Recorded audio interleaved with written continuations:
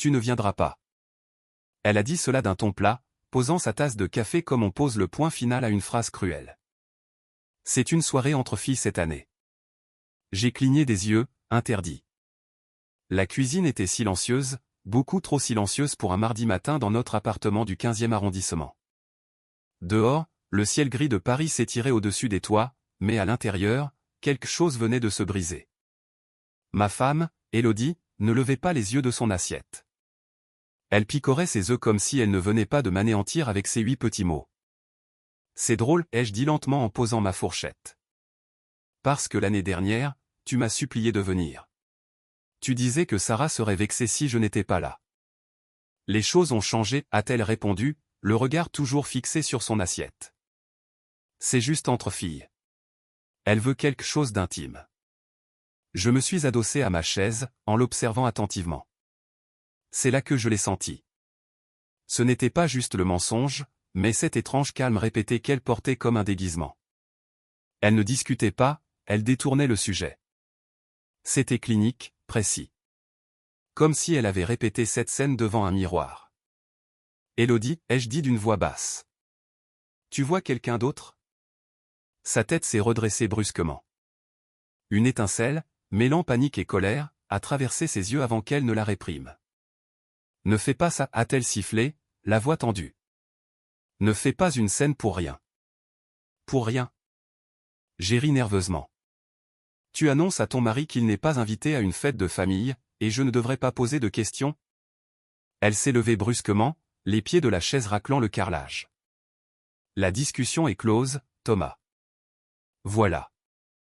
Cette fermeté. Ce tranchant d'acier qu'elle n'utilisait que lorsqu'elle sentait qu'elle perdait pied moralement. Elle n'a pas crié. Elle n'a pas pleuré. Elle n'a même pas menti avec élégance. Elle a juste claqué la porte de la conversation. Mais je n'allais pas laisser passer ça. Pas cette fois. Que me caches-tu, ai-je demandé en me levant à mon tour. Je ne cache rien, a-t-elle lancé en attrapant son téléphone avant de filer vers le couloir. Tu es paranoïaque. Je l'ai regardé disparaître, le clic de la porte de la chambre résonnant dans la maison comme un verdict. Et me voilà, seul dans notre cuisine parfaite, entouré par le silence, l'odeur du café froid et cette suspicion lancinante que tout était en train de s'effondrer. C'est curieux comme tout commence par si peu de choses. Un ton qui change. Un regard trop fuyant. Une phrase qui ne colle pas. Ce matin-là, je suis quand même allé au travail comme d'habitude. Costume bien coupé, cravate ajustée, sacoche à la main. J'ai assisté à mes réunions, répondu à mes mails, joué mon rôle. J'ai même souri quand mes collègues ont plaisanté sur le match de Ligue 1. Mais intérieurement, je repassais la scène en boucle. Cette façon qu'elle avait d'éviter mon regard. Parce que quelque chose avait bougé, et il fallait que je sache quoi. Le lendemain a commencé comme les autres. Email, café, sourire poli avec des gens que je connaissais à peine. J'essayais de me concentrer, mais le refus glacial d'Élodie pesait dans ma poitrine comme une pierre. À 10h04, une notification a vibré sur mon écran. Objet, anniversaire surprise soirée karaoké. Expéditeur, Sarah. Je suis resté fixé sur le nom. La sœur d'Élodie. Solaire, spontanée. Celle qui organisait des dîners avec des assiettes dépareillées et beaucoup de vin. J'ai cliqué. Salut vous deux. Hâte de fêter ça samedi. Venez affamés et prêts à chanter. Bise, Sarah. Il y avait même un petit GIF de cupcake qui danse, agaçant et innocent. J'ai relu 3 fois. Vous deux. Pas juste Élodie. Pas juste les filles. Vous deux. Le message brillait comme un signal d'alarme. Mon cœur s'est mis à battre la chamade. Soit Sarah faisait une erreur, soit Élodie m'avait menti. Et ce n'était pas le genre de mensonge pour ménager les sentiments de quelqu'un. C'était calculé. Le soir, nous avons dîné comme si de rien n'était. Élodie avait préparé un sauté de poulet, son plat de secours habituel quand elle n'avait plus l'énergie de faire semblant. Nous avons mangé en silence, le ronronnement du réfrigérateur comblant les espaces que nous remplissions autrefois de rire. J'ai attendu qu'elle serve son 2e verre de vin. Alors, ai-je dit en coupant mon poulet. J'ai reçu un mail de Sarah aujourd'hui. Elle n'a pas levé les yeux. Ah. Oui. Pour l'invitation. Elle dit qu'elle a hâte de nous voir. Elle s'est figée une demi-seconde. Juste assez. Sa fourchette s'est arrêtée. Elle l'a posée doucement avant de croiser mon regard. Elle a dû faire une erreur, a-t-elle dit froidement. Elle l'a probablement envoyé à tout le monde. Je me suis adossé. Elle a écrit vous deux. Ce n'est pas un message de masse, Élodie. Elle a haussé les épaules. Elle a sûrement oublié que c'était entre filles. Je lui ai déjà dit. Ce mépris dans sa voix m'a fait frissonner. Comme si c'était moi qui créais un drame pour rien. Comme si je ne venais pas de la prendre en flagrant délit de mensonge. Elle a oublié, ai-je demandé, la voix calme. Où est-ce que tu lui as dit que je ne venais pas après l'envoi des invitations? Ses yeux se sont plissés. Pourquoi tu m'interroges comme ça? Je pose une question. Une qui mérite une réponse. Élodie a posé son verre de vin avec force. Elle a fait une erreur, Thomas. Ce n'est pas si grave. Je l'ai fixé. Tu mens. Ses lèvres se sont entr'ouvertes comme pour crier, mais elle s'est ravisée. Elle a pris une inspiration, a lissé sa serviette sur ses genoux comme si nous étions dans un dîner mondain. Tu fais toujours ça, a-t-elle marmonné. Tu transformes tout en trahison. Peut-être que le problème, ce n'est pas moi. Je n'ai pas répondu. Je l'ai juste regardé. Regardé la façon dont elle esquivait la vérité comme s'il s'agissait d'un poison. Finalement, j'ai repoussé mon assiette et je me suis levé. Je ne suis pas parti en claquant la porte.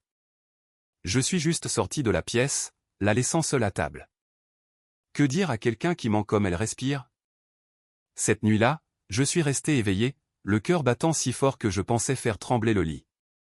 Quelque chose n'allait pas, c'était plus profond que je ne le pensais, et je n'allais pas laisser passer cela.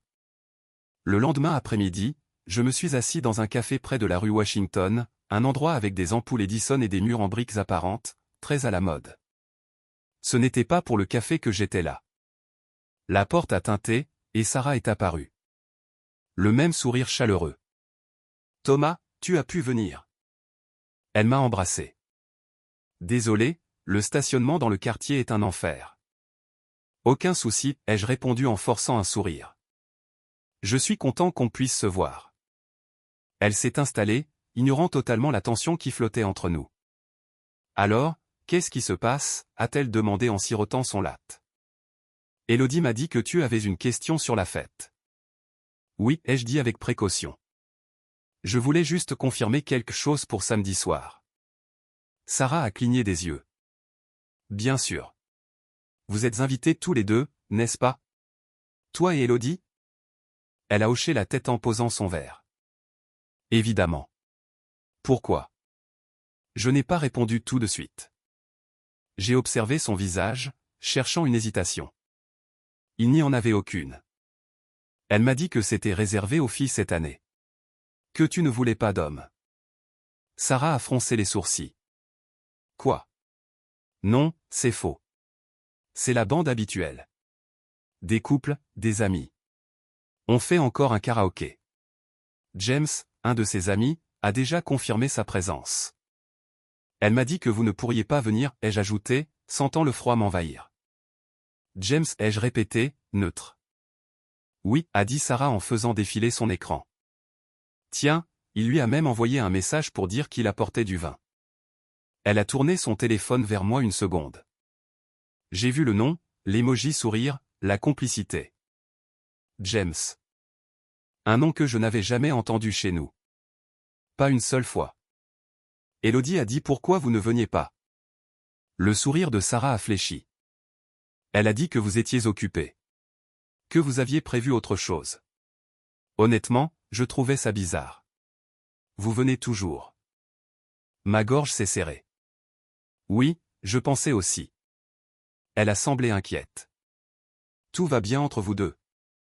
Tu connais le mariage, ai-je répondu avec un demi-sourire. Certaines semaines sont plus nuageuses que d'autres.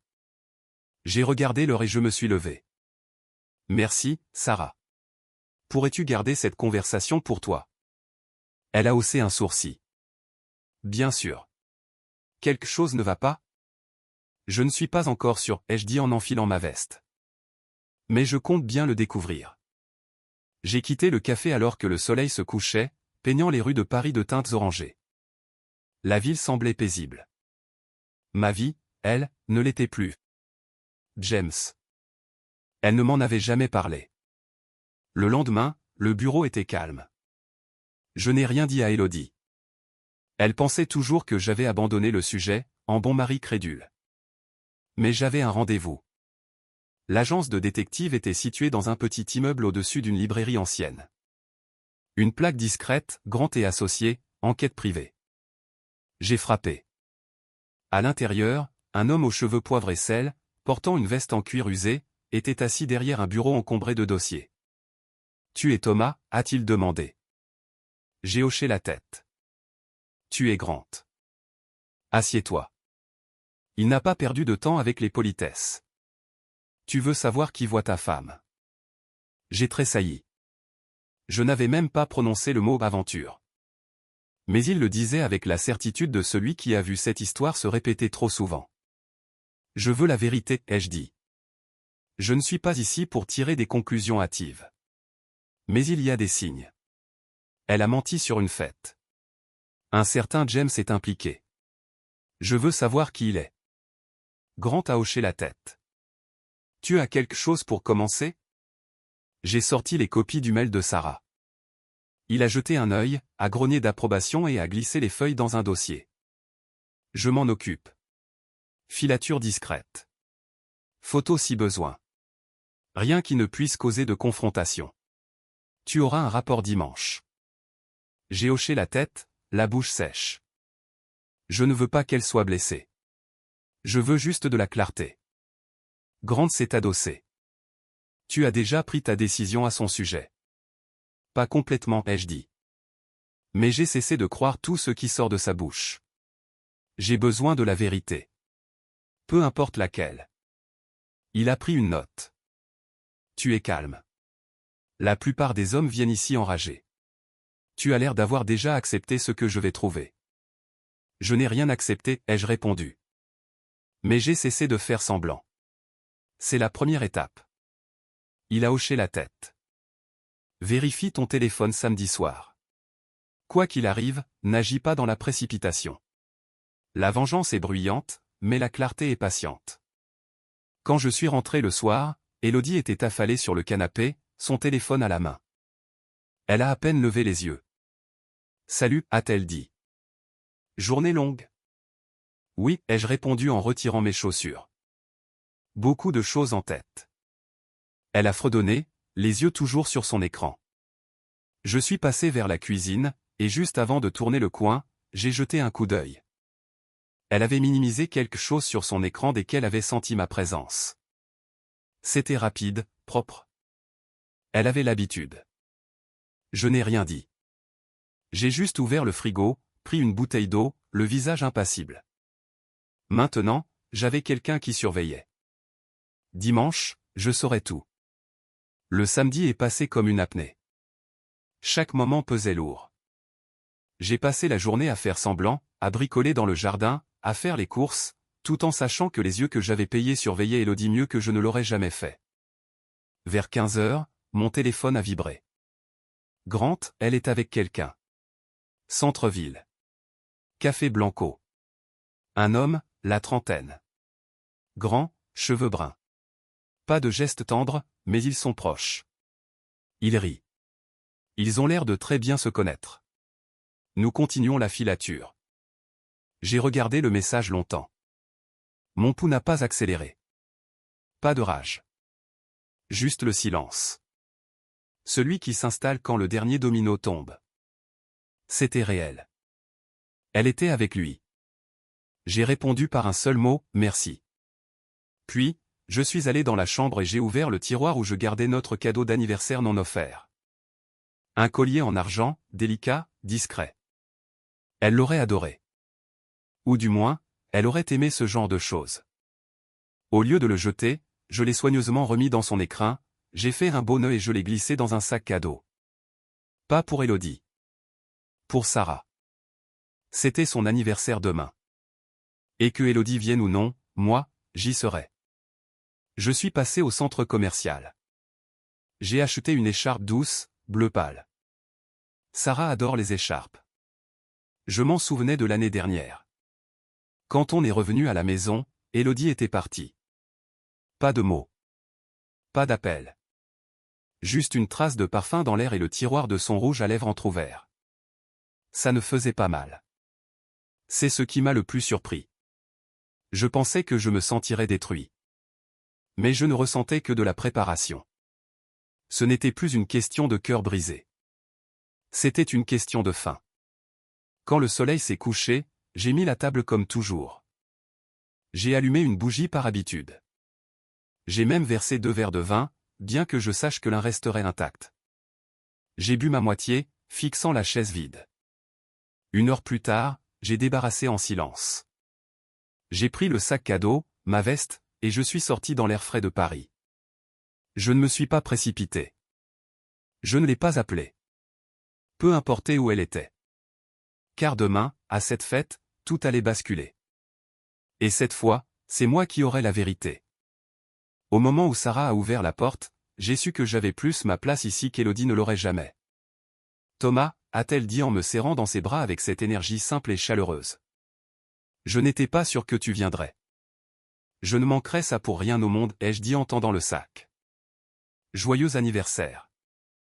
À l'intérieur, la maison bourdonnait de rire et d'une musique douce. L'odeur de la cannelle et de la vanille flottait dans l'air. J'ai donné le cadeau à Sarah. Elle l'a ouvert lentement, et son visage s'est illuminé. Waouh, merci. Tu n'aurais pas dû. Si, ai-je dit, souriant juste assez. Je voulais. Nous sommes restés là un moment, 2 personnes sur le seuil d'une maison où une chaise resterait vide ce soir, car Élodie n'était pas là. Elle ne viendrait pas, et je savais exactement pourquoi. J'ai circulé dans la fête, j'ai raconté quelques histoires, j'ai aidé à porter un plateau. J'ai ri quand c'était approprié. J'ai regardé Sarah passer parmi les invités, toujours souriante. Mais je l'ai vue regarder vers la porte plus d'une fois. Son expression était douce, un peu déçue. Elle a dit qu'elle viendrait, a murmuré Sarah dans le couloir après avoir consulté son téléphone. Elle ne répond même plus à mes messages. Je n'ai rien dit, j'ai juste incliné la tête. Tu es surprise. Sarah a regardé son verre. Je suppose que non. Juste déçue. J'aurais pu lui dire ce que je savais, qu'Élodie était probablement en centre-ville, assise face à un type, prétendant que tout cela était inoffensif. Mais ce n'était pas le but de la soirée. Ce soir, ce n'était pas la confrontation. C'était la présence. L'absence d'Élodie en disait plus que n'importe lequel de mes discours. Sa place vide à l'anniversaire de sa propre sœur était plus bruyante que n'importe quelle accusation. Et moi, souriant, calme, debout dans la maison de sa sœur, cela marquait le début de quelque chose de nouveau. Plus tard, dans la cuisine, Sarah m'a regardé. « Ça va » a-t-elle demandé. « Oui » ai-je dit simplement. « Et toi » Elle a hésité. « J'y arrive. » La fête a duré. Les verres étaient remplis, les rires fusaient. Élodie n'avait pas envoyé de message, n'avait pas appelé, jusqu'à 20 h. Mon téléphone a vibré dans ma poche. Son nom s'affichait, calme et inoffensif. Il y a un an, j'aurais tout lâché pour répondre. Mais ce soir, j'ai juste souri. J'ai décroché. « Allô ? Thomas, c'est moi » a-t-elle dit, sa voix trop légère. « Je t'appelle pour te dire que je dors chez Sarah ce soir. On veut rattraper le temps perdu, regarder un film. Des trucs de filles, tu vois. Voilà. Si naturel, si propre, comme si elle ne mentait pas. » J'ai jeté un coup d'œil à travers la pièce. Sarah était près de l'îlot central, riant avec une amie, un verre de rouge à la main. Elle n'avait pas quitté la fête de la soirée. J'ai inspiré lentement. Puis j'ai porté le téléphone à ma bouche. Bien sûr. Fais-moi juste une faveur avant. Laquelle ? Je n'ai pas répondu. J'ai traversé la foule calmement jusqu'à Sarah. Elle m'a regardé, surprise. Je lui ai tendu le téléphone. Ta sœur veut te parler. Sarah a cligné des yeux. Élodie ? Oui. Elle a pris le téléphone sans hésiter et l'a porté à son oreille. Allô EM, attends, quoi? Je ne pouvais pas entendre Elodie, mais je n'en avais pas besoin. Je l'ai vu sur le visage de Sarah, la confusion, le durcissement de la mâchoire, le changement de posture alors que la vérité commençait à déchirer le masque. Elodie, je suis là depuis le début de la soirée, a dit Sarah sèchement. Un silence. Avec Thomas. Le silence est retombé dans la pièce. Tous les regards étaient tournés vers nous. Sarah a raccroché sans un mot de plus. Ses yeux ont croisé les miens. Elle a dit qu'elle logeait ici? J'ai hoché la tête. Pour regarder des films, des trucs de filles. Sarah a expiré longuement, puis a secoué la tête.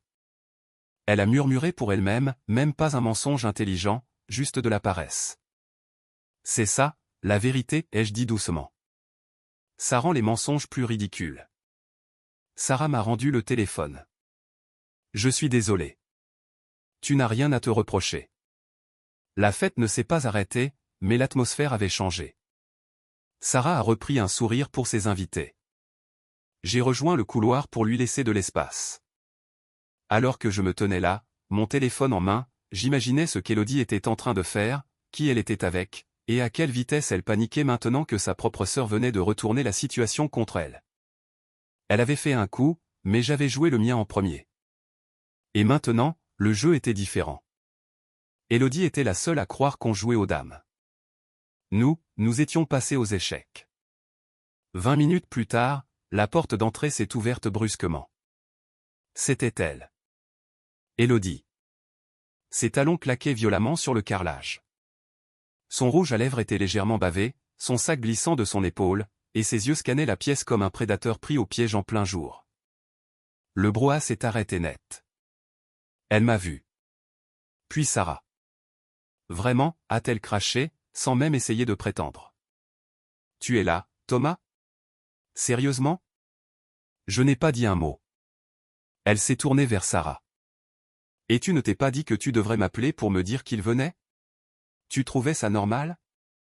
Sarah n'a pas bougé. Tu m'as dit que tu logeais ici ce soir. Élodie s'est figée. J'allais le faire. Tu as dit que c'était déjà prévu, a dit Sarah platement. Alors que je me tenais juste à côté de lui.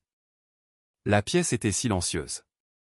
Je suis juste sorti un moment à lâcher Élodie. Je venais ici. Tu sais comment je suis quand j'ai besoin d'espace. J'ai fait un pas en avant, calme, ancré. De l'espace par rapport à quoi, Élodie? Elle m'a regardé comme si elle ne comprenait pas la question. Par rapport à la fête à laquelle tu étais censé assister, ai-je demandé. Ou par rapport à James? Son visage a changé. Une pointe de panique. Sarah a plissé les yeux. Attends, a-t-elle dit. James? C'est avec lui que tu étais ce soir? Élodie a regardé sa sœur, et quelque chose en elle a basculé, rage, embarras, panique.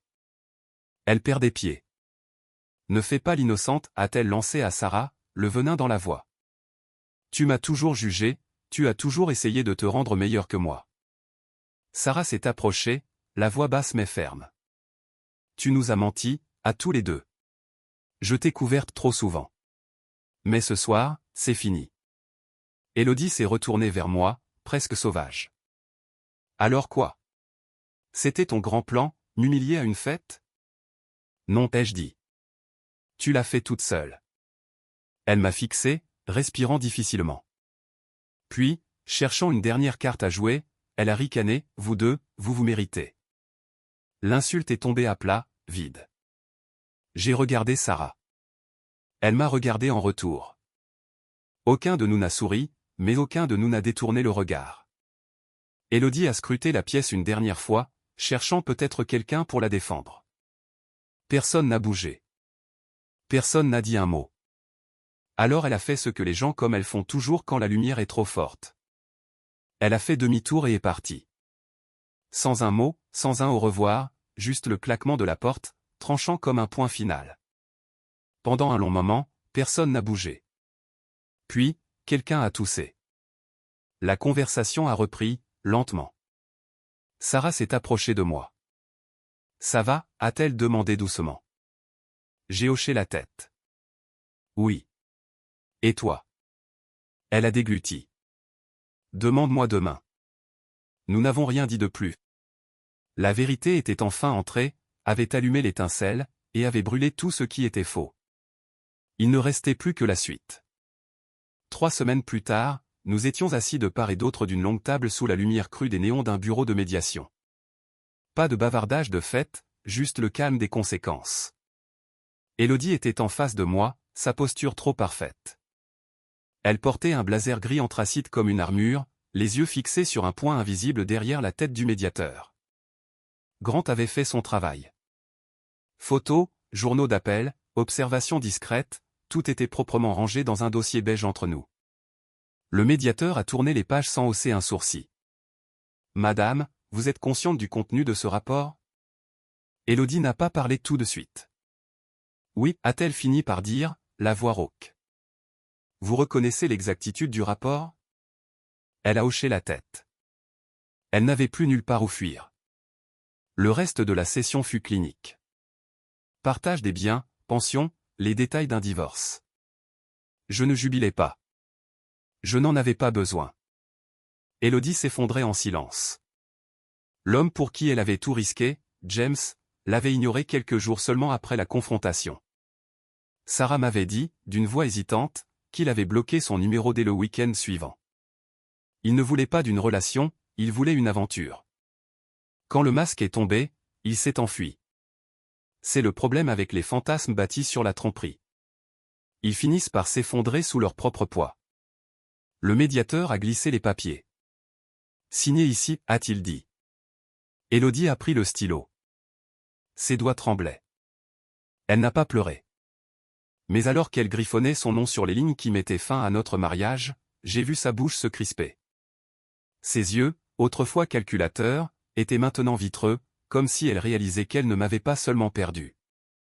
Elle avait perdu la maison, la sécurité, l'illusion. Elle avait tout parié sur une version d'elle-même qu'elle ne pouvait pas tenir. Quand mon tour est venu, j'ai signé rapidement. Sans hésiter. Parce que je savais enfin qui j'étais. J'avais traversé le feu et j'en étais sorti intact. Elle est partie la première. Pas de mots finaux. Juste la fermeture douce de la porte. Le médiateur m'a regardé. « Ça va ? » ?»« Ça va, ai-je dit, et je le pensais. »« Vous avez géré cela mieux que la plupart, a-t-il ajouté. » Je me suis levé, j'ai serré sa main et je suis sorti dans l'air froid de novembre. Le monde semblait plus calme. Ce n'était pas du vide. C'était de la sérénité. Celle qui vient après la tempête. J'ai marché jusqu'à ma voiture lentement. Je ne pensais pas à ce qu'elle avait perdu. Je pensais à ce que j'avais regagné. Et pour la première fois depuis longtemps, je me sentais libre. C'était un dimanche matin frais quand Sarah et moi nous sommes retrouvés au parc. Le ciel avait cette couleur gris hivernale qui donne l'impression que le monde retient son souffle. Les arbres étaient presque nus. Nous nous sommes assis sur un banc près du lac. Sarah tenait un thermos de café. Je n'avais rien d'autre que du temps. Toujours aussi froid, a-t-elle murmuré en prenant une gorgée. On est en novembre, ai-je dit. Le froid fait partie du charme. Elle a souri faiblement, les yeux fixés sur l'eau. Tu as toujours essayé de trouver du charme dans les décombres. Je n'ai pas discuté. Je l'avais mérité. Nous sommes restés silencieux un moment. Pas un silence gênant, mais un silence réel. Ça va, a-t-elle fini par demander. Je crois, ai-je dit. C'est encore étrange. Comme si je sortais d'un film en plein milieu. Sarah a hoché la tête. Le divorce est étrange, même quand il est nécessaire. Il laisse toujours des bleus. Je me suis tourné vers elle. Je voulais te remercier. Pourquoi? De ne pas avoir détourné le regard. De ne pas avoir cherché d'excuses pour elle. D'être la seule personne qui n'a pas essayé d'adoucir le mensonge. Sarah a baissé les yeux vers son café. Je n'étais pas courageuse, Thomas. J'étais juste fatigué de prétendre que je ne savais pas qui elle était vraiment. N'empêche, ai-je dit, tu es restée droite, et tu n'as pas faibli. Elle n'a pas répondu tout de suite. Puis, doucement, et maintenant, que se passe-t-il? C'était la vraie question, n'est-ce pas? Nous n'avions rien défini. Mais quelque chose avait bougé entre nous, doucement. Une proximité née de la douleur partagée, oui, mais aussi de valeurs communes. De vérité. Je ne suis pas pressé, ai-je dit. Je ne veux pas passer d'une chose brisée à quelque chose pour lequel je ne suis pas prêt. Mais j'ai marqué une pause. Sarah m'a regardé, attendant. J'aime ça. Être ici, te parler. Pas de mensonge. Pas de masque. Juste l'honnêteté. Un sourire lent a étiré ses lèvres. Tu as toujours été meilleur avec la lenteur. J'ai appris que c'est là que la vérité habite. Elle a sorti un deuxième mug de son sac. Alors tu as de la chance. J'en ai apporté un de plus. Elle a versé le café fumant et me l'a tendu. Nous avons bu ensemble, en regardant les canards, les joggeurs, le monde qui continuait de tourner peu importe qui mentait, partait ou perdait. Je ne savais pas ce que l'avenir me réservait, mais je savais ce que c'était. C'était calme. C'était mérité. C'était le début de quelque chose d'honnête.